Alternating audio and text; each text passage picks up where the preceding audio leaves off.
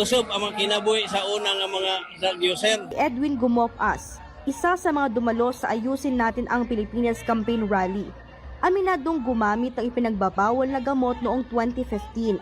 Ngunit nang maupo sa Malacanang si Pangulong Duterte, nagdesisyon siyang sumuko sa otoridad, talikuran ng ilegal na droga at tuluyang magbagong buhay. Usob ang mga kinabuhi sa unang mga drug user. Mas lami ang kuan kay ngano, di na ta mahadlok mamulakaw sa una. Ako sa una maadtog Cebu mahadlok ko. Pero sa si Duterte na ang ninglingkod sa pagka-presidente, bisan asa ko di na ko mahadlok gawa na may mga buang sa una.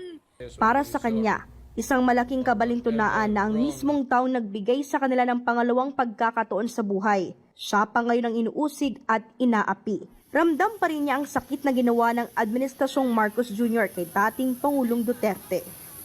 Wa ko sakiti nga nagbuwag mi sa mga uyab kung nasakitan ko isip amahan siya sa atong nasod. Di ko katugot nga iyang ilang gihimo ato.